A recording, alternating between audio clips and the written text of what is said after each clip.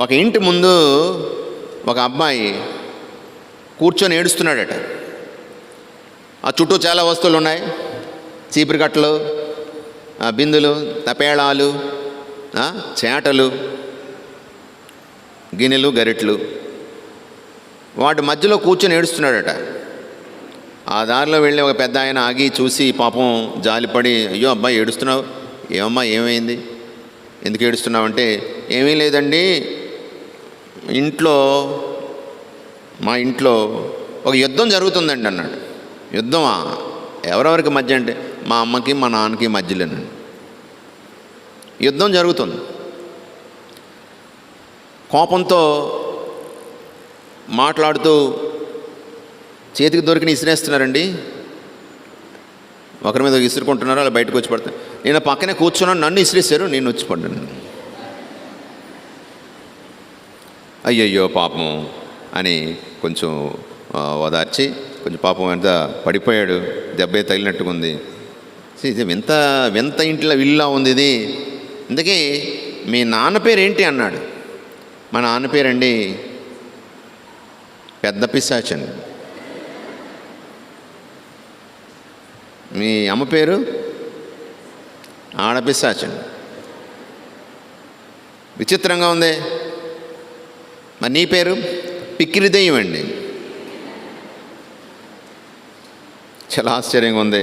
ఇది ఇల్లా వల్లకాడ?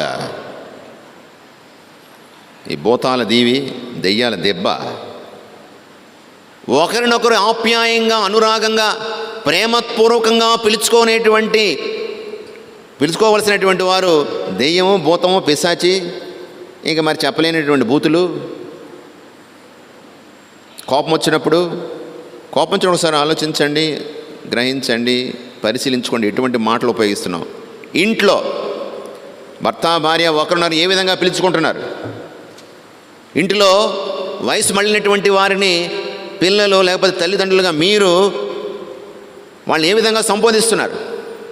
ఇవన్నీ చూసేది, వినేది మీ పిల్లలు. మీ మాట తీరు, మీ సంబోధన, మీ పలకరింపు పిల్లల మనసుల్లో చెరగని ముద్ర వేస్తుంది. ఇంటి సంస్కృతి, మాట తీరు, ఇంటి భాష ఆ ఇంటి యొక్క గొప్పతనాన్ని బయటపెడుతుంది. ప్రియమైన సహోదరులారా, మరి మృదువుగా మాట్లాడడం, ప్రేమ నిండినటువంటి హృదయంతో మాట్లాడడం, ఒక ఓదార్పు మాట, ఒక ధైర్యాన్ని నింపేటువంటి మెచ్చుకునే స్వభావం.